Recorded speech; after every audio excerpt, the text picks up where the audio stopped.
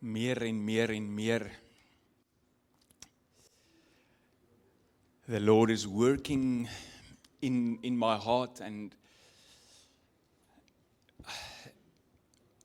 about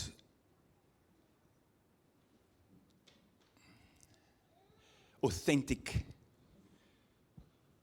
Christianity. And it seems like it's the message that I'm getting everywhere I'm going. I'm seeing. I'll tell a few stories about yesterday's outreach that will sort of illustrate, but I'm seeing more and more clearly the difference and experiencing more and more clearly the difference between being a religious person and being a person that has received revelation of Jesus and revelation of God and living out of that revelation. It is impossible for us. It's impossible for us to worship God. It's impossible for us to serve Him. It's impossible for us to be a follower. It's impossible to be a Christian without continual and constant revelation of who He is. And if in our times of Bible study or in our times of worship or in our times of fellowship with fellow Christians, if that doesn't lead to revelation of who He is, then we need to check ourselves whether we're playing religion or whether we are actually in fellowship with Christ. And the difference is literally death and life. It is,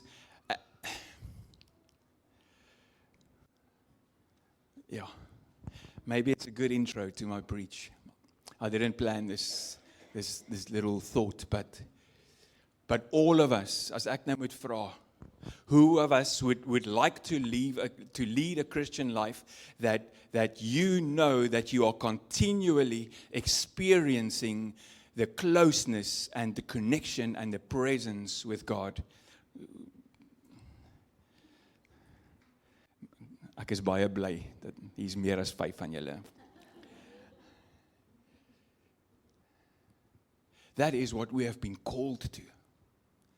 That is what Jesus gave His life for. The Bible says that He gave His life so that we could be reconciled with God, so that we can be made one with Him again, so that we can have fellowship with Him, so that we can be a friend of God, not an enemy anymore.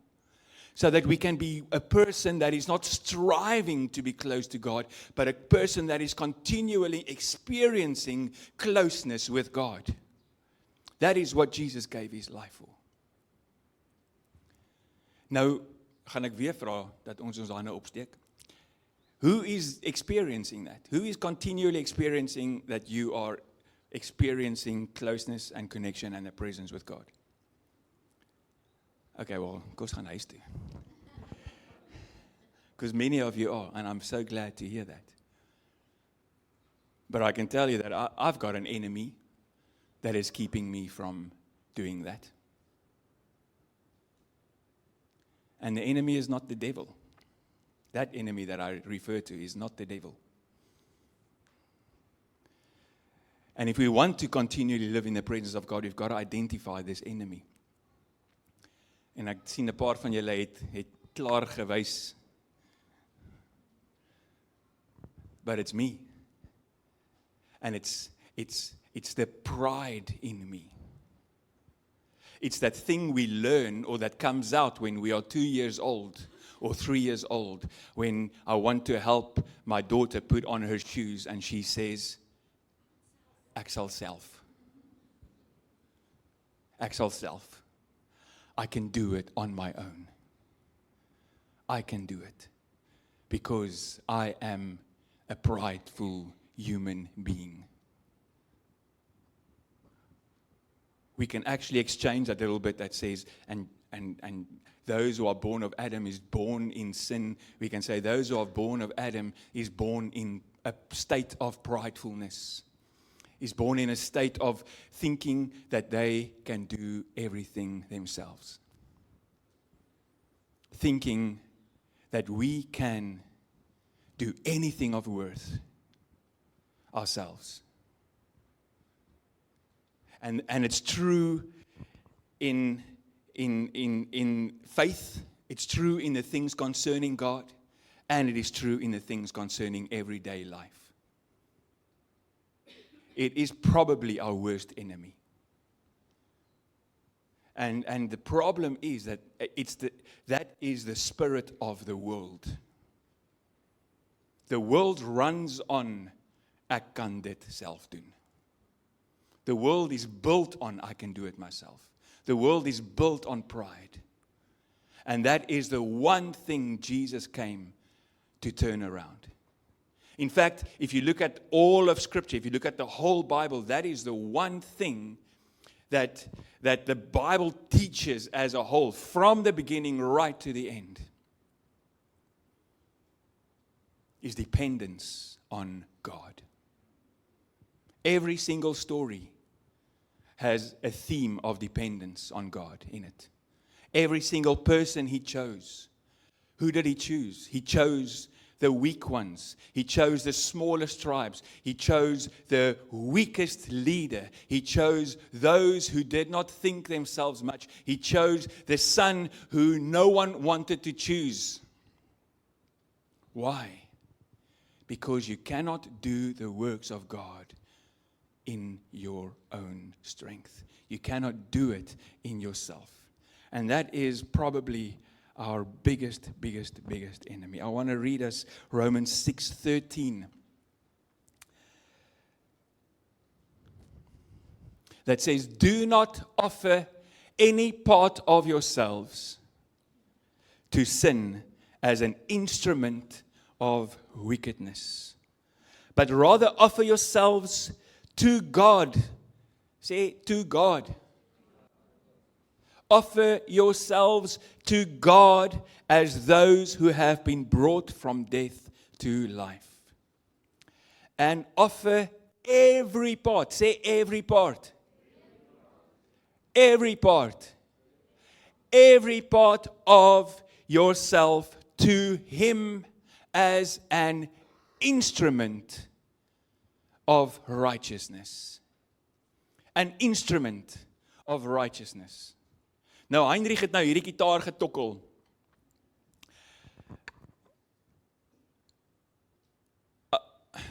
Ek wil nou amper iets van AI gesê het.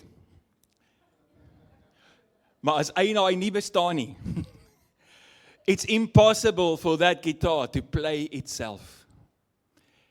It's an instrument. Anything that is an instrument has to be used in the hands of a skilled worker that is able to play it, in the case of an instrument, skillfully. Would you give a scalpel to a 3-year-old? No. The scalpel is an instrument that the physician uses to do his work. Would you give a scalpel the power to do whatever it desires? No. If it could, if you could somehow through AI be able to do that, maybe it's coming. You are an instrument in the hands of either God or Satan. And let's put a third party there, yourself, your flesh.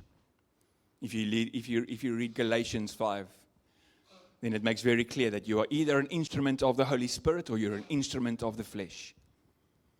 And if you're an instrument of the Holy Spirit, it will lead to life. And if you're an instrument of the flesh, it will lead to death and corruption.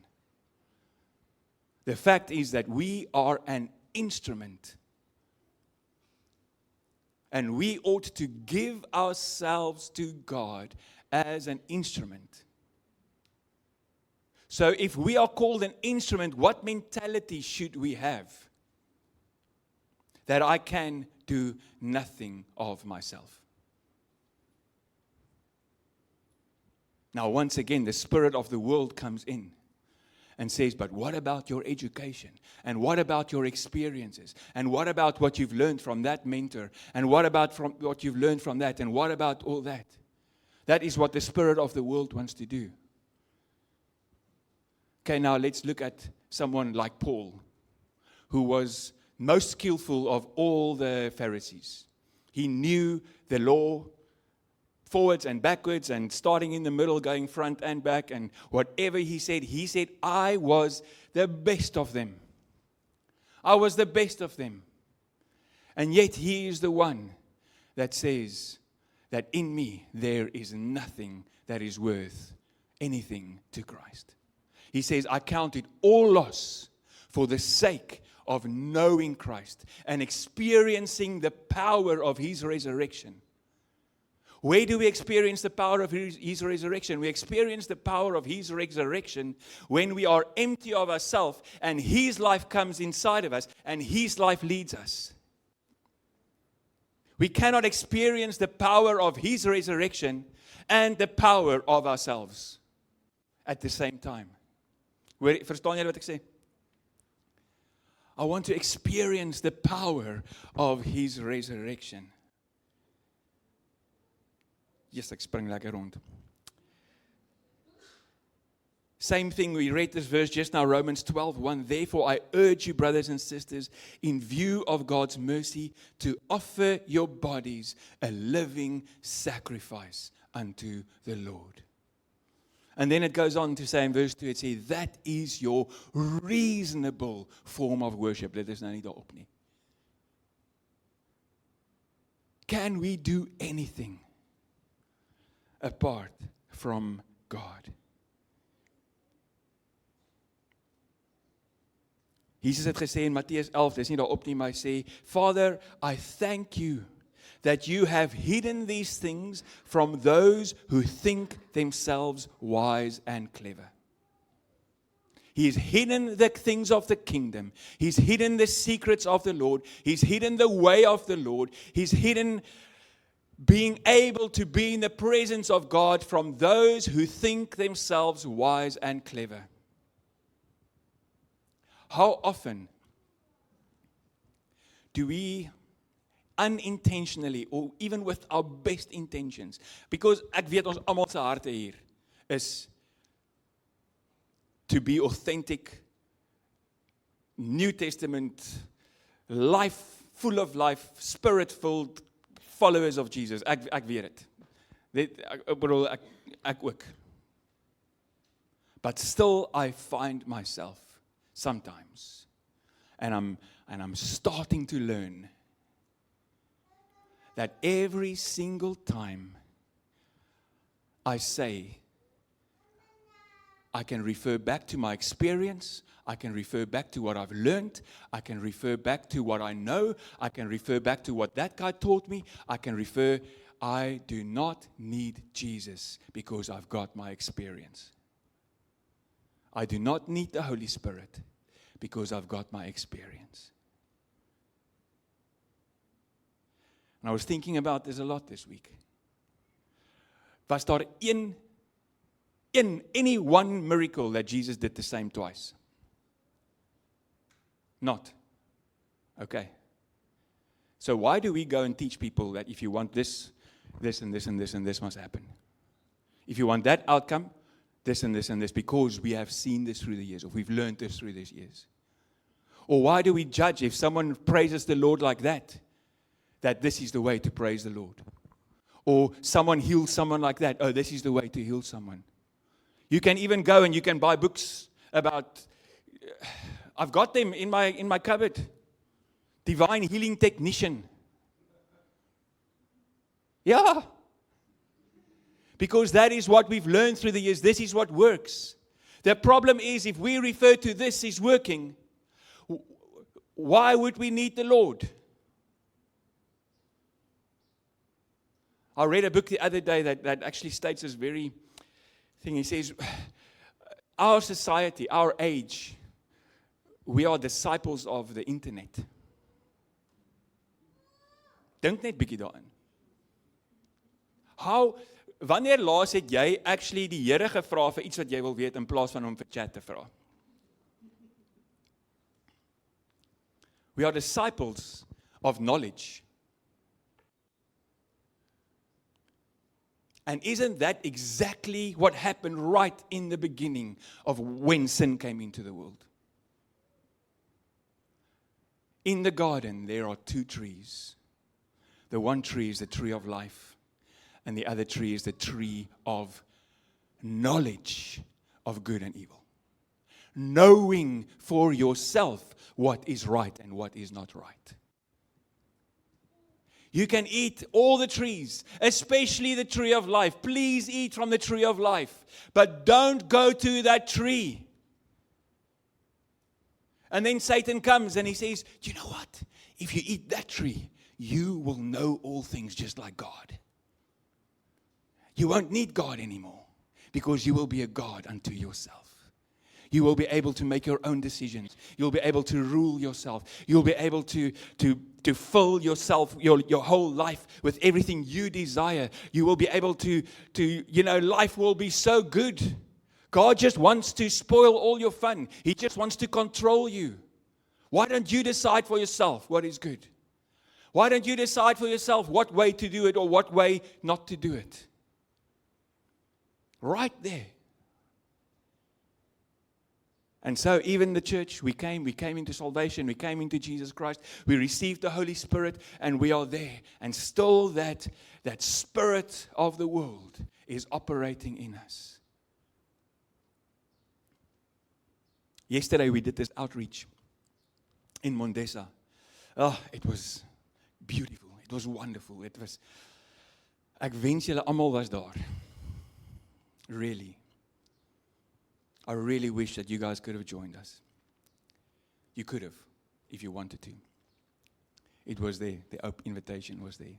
Anyways, I could see how the Lord worked. This one lady, the first lady that we're walking down the streets just through the houses, and as someone comes, we pray for them, and I really tried to keep my heart very,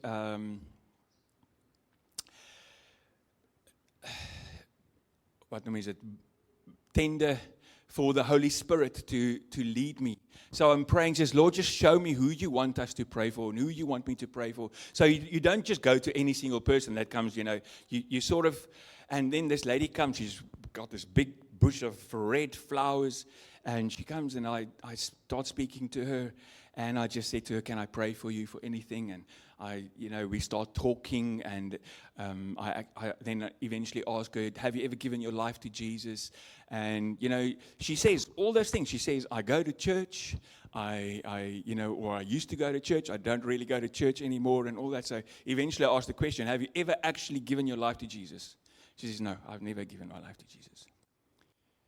So I lead her through the prayer. I lead her into salvation. And then afterwards she says, do you know what? In this week, I had a dream that I'm giving my life to Jesus.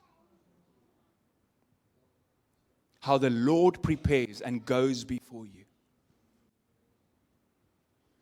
And then another thing, another experience that sort of illustrates this, I was standing there on a street corner, and one of the other guys I could see was having a red debate with this one guy on the street corner.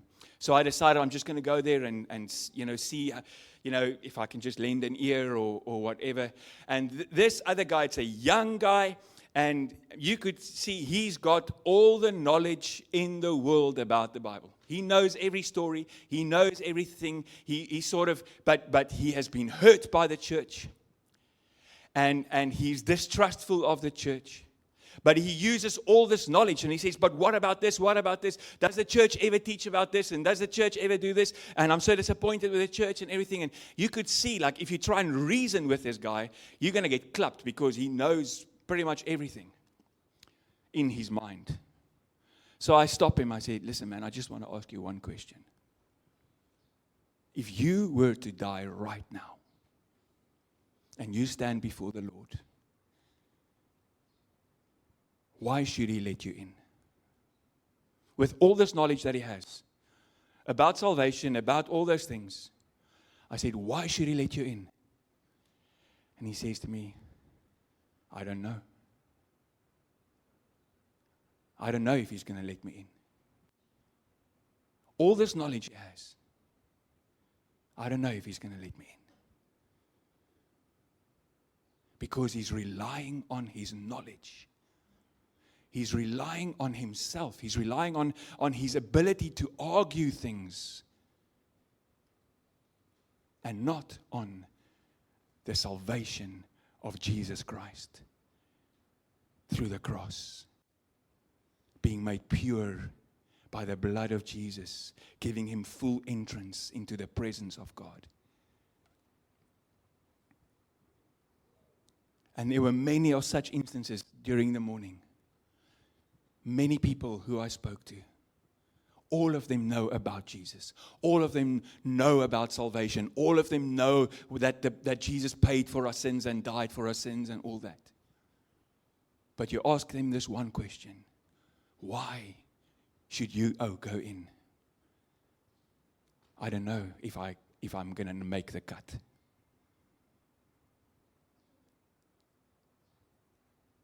Maybe that's a question for you. Why should you go in? Why will you be allowed into the kingdom of God? He has hidden these things from the children, genade, and given it, from the wise, and given it to the childlike. Paul said, I am crucified with Christ. It is no longer I who live. Paul, who had all this, he was the best of the Pharisees, he was the best, he kept everything immaculately. He says, it means nothing. I am nothing. I am dead to myself. I am crucified with Christ. It is no longer I who live, it is Christ who lives in me. Do you know who else said it? Jesus, the Son of God. Jesus said this in John 5:19 and 21. Then Jesus explained, He said, I tell you the truth, the Son can do nothing by Himself. He who is Jesus had the heart posture and the attitude before God. I can do nothing by myself. He does only what He sees the Father doing. Whatever the Father does, so the Son also does. For the Father loves the Son and shows Him everything He is doing. Do you know what that says? It says Jesus trusted God with His every single thing in His life. He did not in one thing, not one instance, not even, nie eens 'n sandkorreltjie van 'n moment. Jesus had the attitude or the heart that, you know what, I'm the Son of God, I know what to do. Every single time, every single miracle, every single move He made, every single decision He made in the heart posture, I do nothing that I do not get from the Father to do. I do nothing out of my own volition. Volition means your ability to make a choice. I do nothing out of my own choice. I only do what I see the Father do. For He loves me. He will not lead me astray. He will not lead me into something that I'm not supposed to be. He will not lead me into death. I love the Father and the Father loves me. And dan gaan hy aan. In fact, the Father will show him even greater works than healing this man. Then you will be truly astonished. For just as the Father gives life to those He raises from the dead, the Son gives life to everyone He wants. Do you want to experience the life-giving power of God in your life? Do you want to experience the life of God every single day, in every moment, in every decision, in everything you do? Empty yourself of yourself.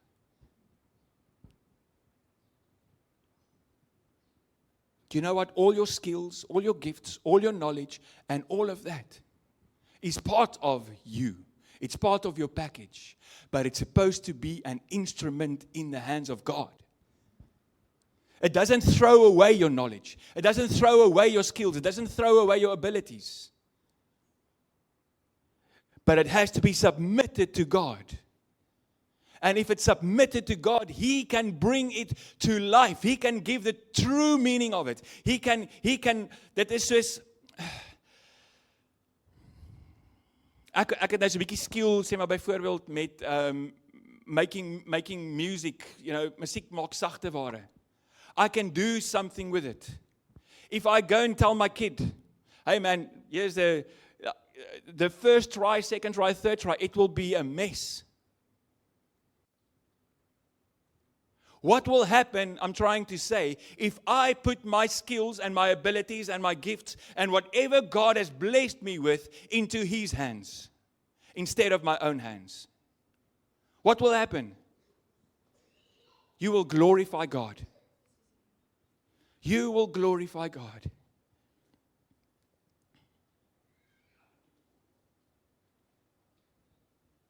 About Christ, Colossians says, for Christ lives in the fullness of God in a human body.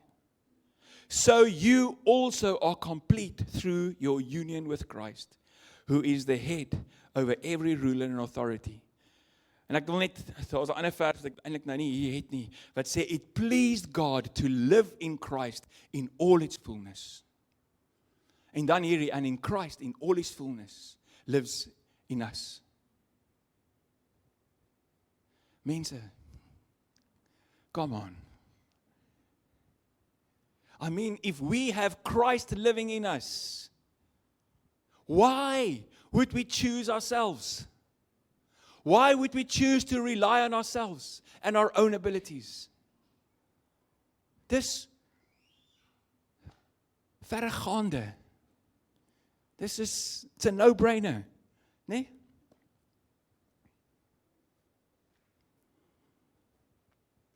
Matteus 5 vers 3 sê, blessed are the poor in spirit.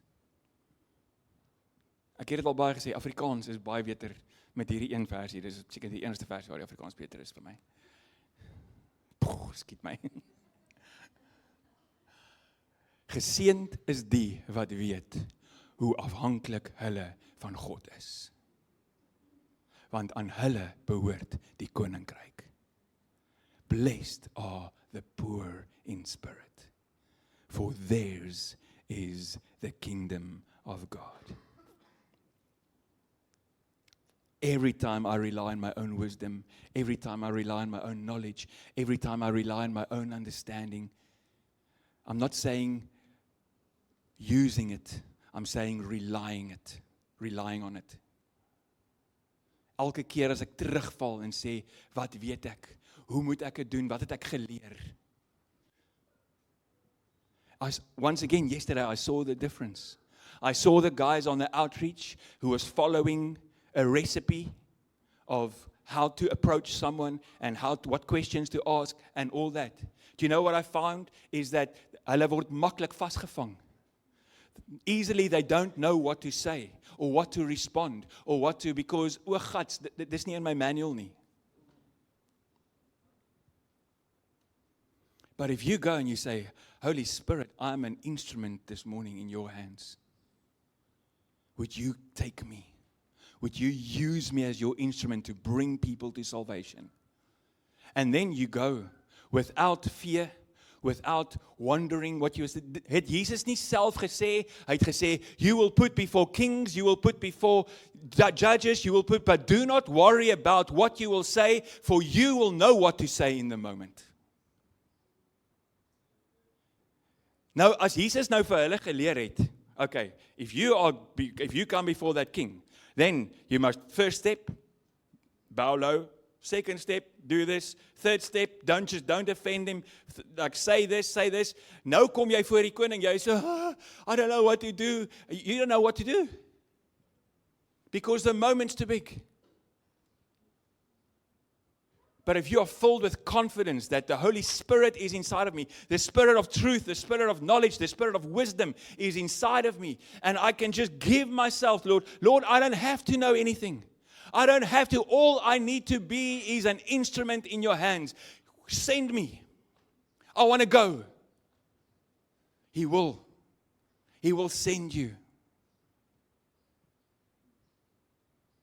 Do you know what the key is? En dit is eintlik 'n volgende preek. The key is obedience.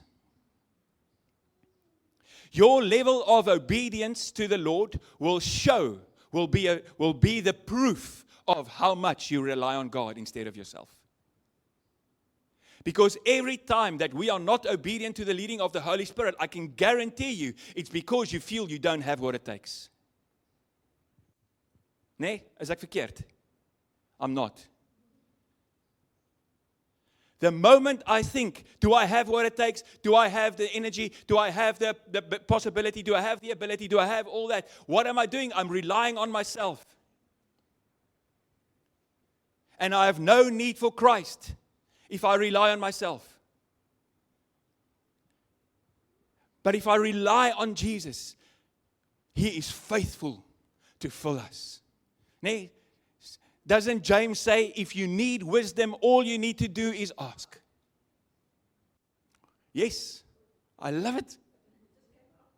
All you need to do, and God is faithful to give it without reproach. He will give it.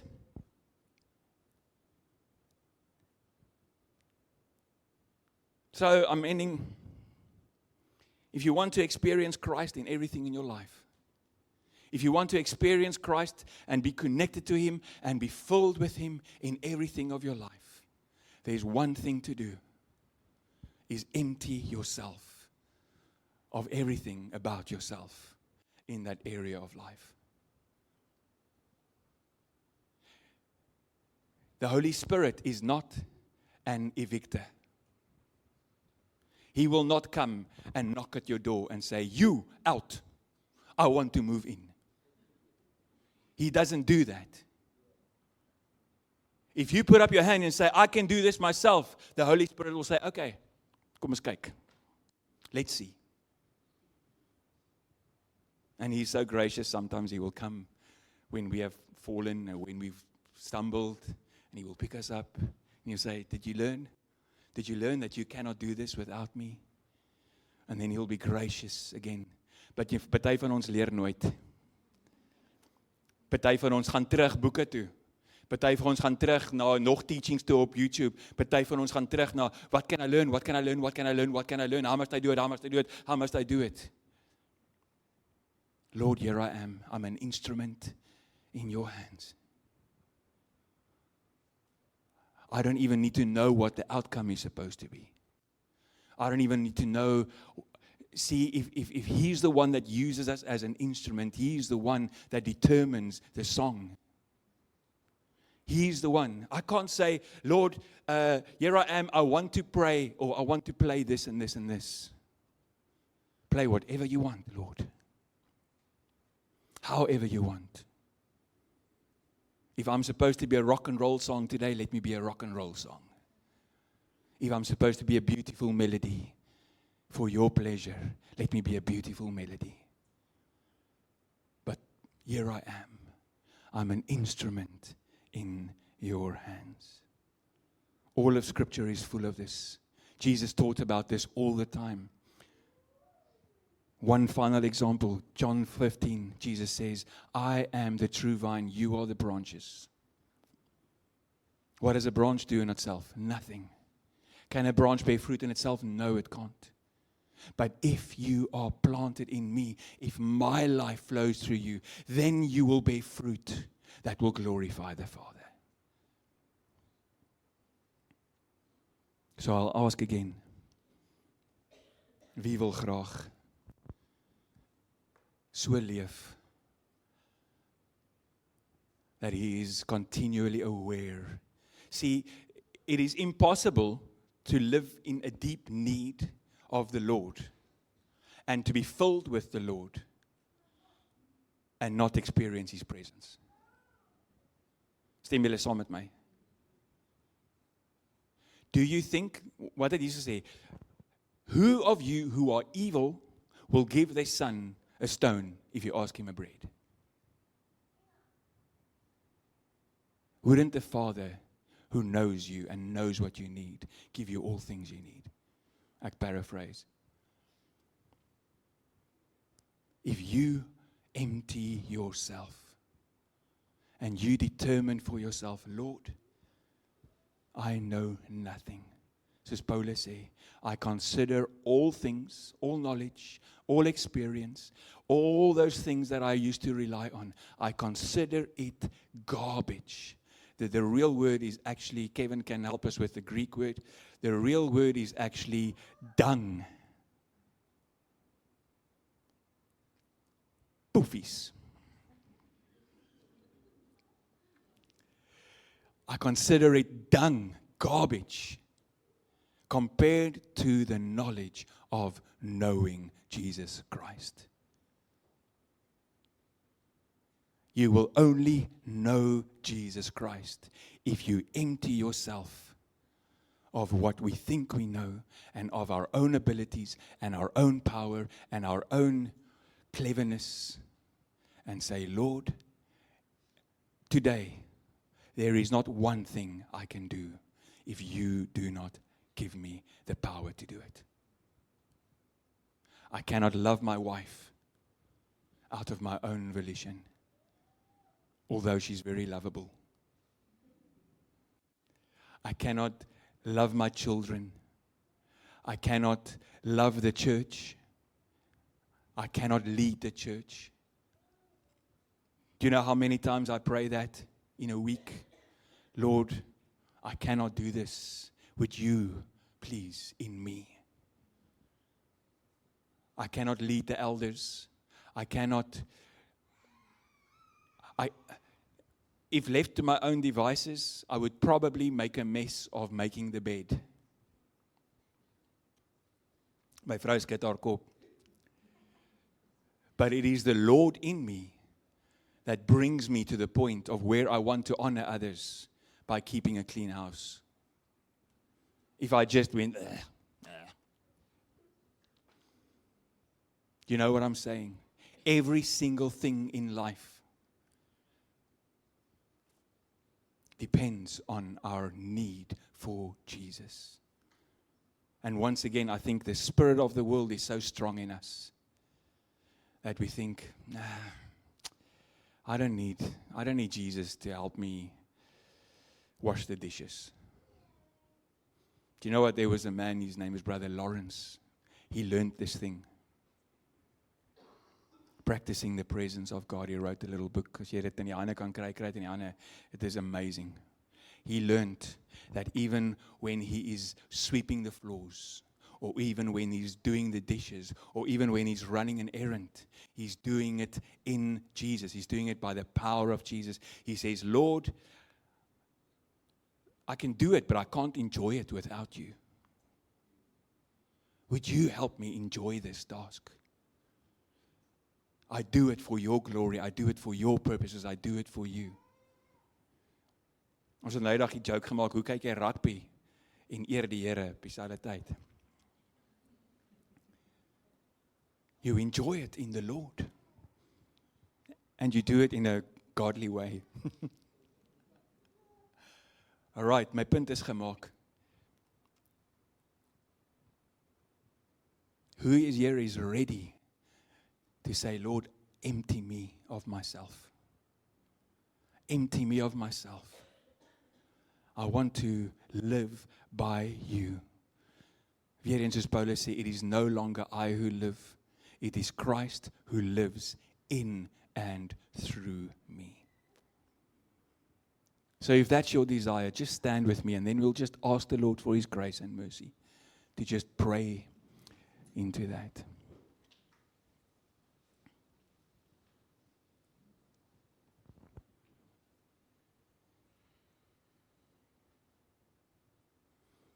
Before we go there, I'm going to ask once again.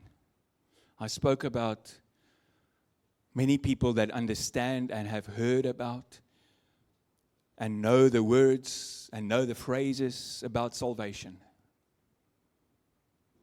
But maybe you are here and you are one of those guys that said, if I were to stand at the door right now, And the Lord would ask me, why should I enter in? And maybe you don't know. And you want to make sure that you understand your salvation. You want to make sure that you are going in by what Christ has done. That you are going in because He has taken away your unrighteousness on the cross and given you His righteousness. If you don't know that yet, and you want to make sure of that right now, just raise your hands. Almal kan julle oë toe hou. Ek wil net sien. Just raise your hand. Okay. Okay, ek het 2 hande gesien. Can you just put it up again? Sit dit bietjie hoër op en ek kan. Okay. Okay. Good. Okay, there are 4 people. I'm going to ask you to come to the front at the end when as ons verdaag het. En ek gaan vra dat daar 'n paar ouens net saam met ons kom bid. Nico Jan en Erika, Lillian. Chris is nou, Chris en Letitia. All right, kom net vorentoe and let's just pray with these people, please. All right. The rest of you just pray after me, please.